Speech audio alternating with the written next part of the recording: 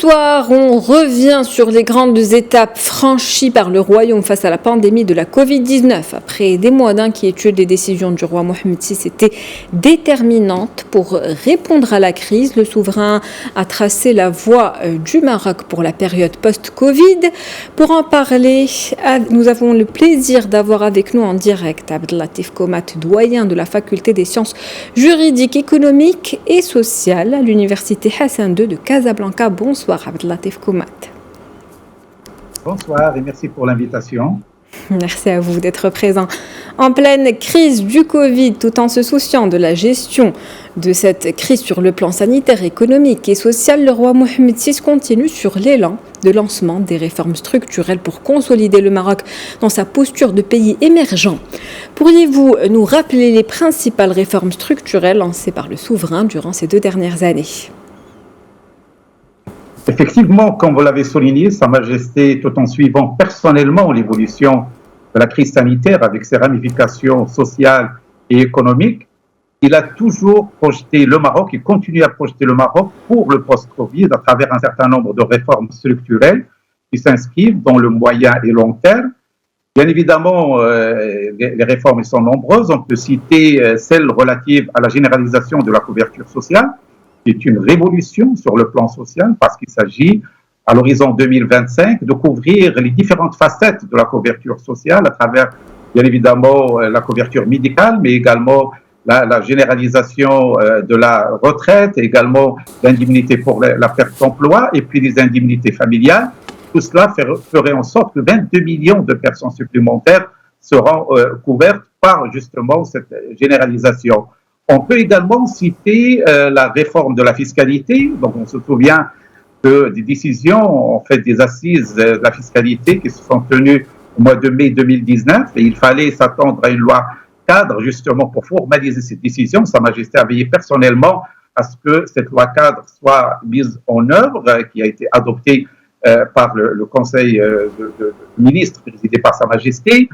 Également, la réforme des établissements et entreprises publiques. On sait que Sa Majesté avait toujours appelé à une réforme et l'optimisation du fonctionnement des entreprises et établissements publics. Tout cela, bien sûr, a fait l'objet d'une loi cadre qui a été adoptée dans le cadre du Conseil de ministres, également présidé par Sa Majesté le Roi. S'en est suivi la création de l'Agence de la gestion des participations de l'État.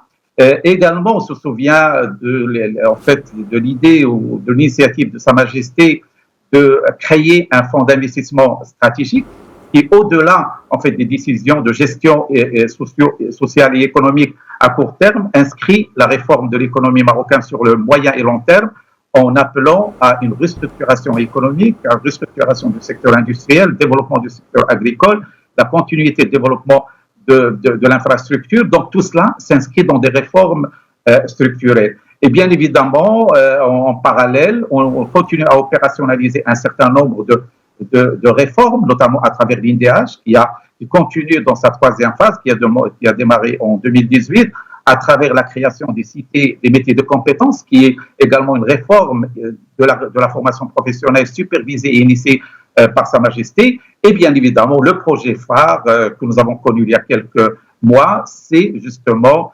l'adoption ou en fait la réception qu'a consacré Sa Majesté à la commission chargée du nouveau modèle économique. Et bien sûr, cela peut être considéré comme justement le cadre dans lequel s'inscriraient toutes ces réformes pour un Maroc meilleur, pour un Maroc plus inclusif, pour un Maroc plus équitable en matière de développement socio-économique.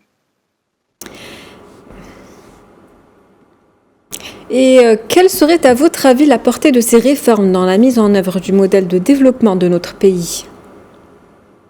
Alors, ces réformes cadrent parfaitement avec les objectifs du nouveau modèle de développement. Il faut rappeler que ce nouveau modèle de développement, tel qu'il a été appelé par Sa Majesté, se veut inscrire le Maroc dans un développement plus équilibré sur un plan social, sur un plan territorial, moins d'inégalités sur le plan social et territorial, également plus de justice sociale, et puis créer un cadre propice pour développer les richesses, pour justement que la population en profite davantage, et bien évidemment améliorer des services publics, je pense essentiellement à l'éducation, à la santé.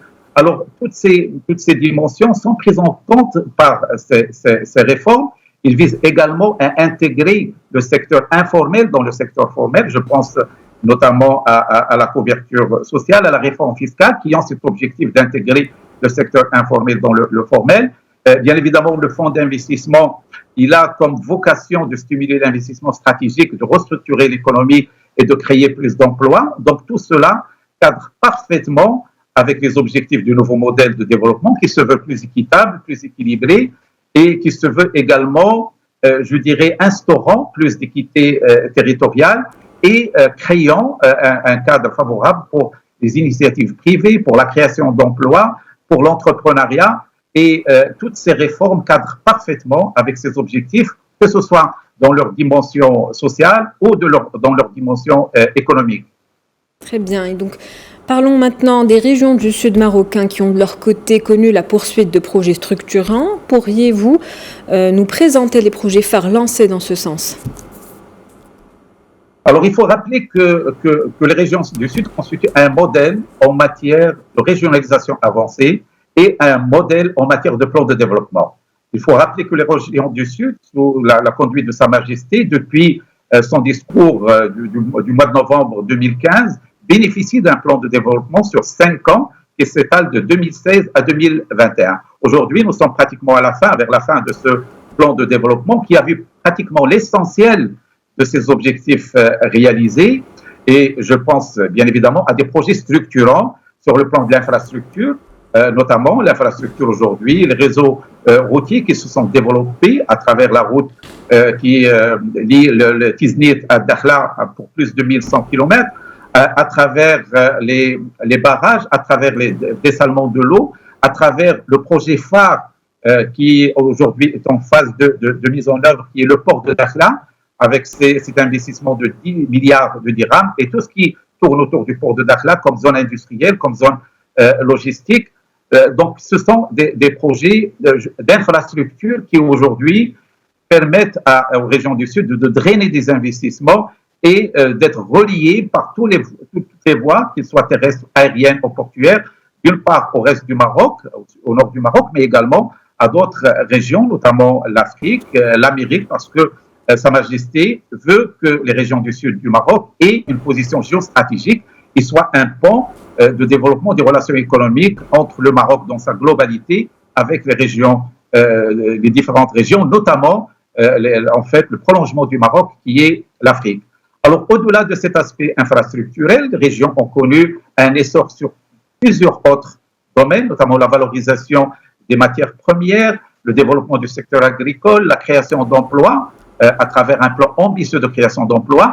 Dans le domaine de l'enseignement supérieur, vous savez que ces deux dernières années ont vu l'émergence de plusieurs établissements d'enseignement supérieur. La dernière qui est l'École supérieure de technologie à Dakhla qui a été inaugurée la semaine dernière.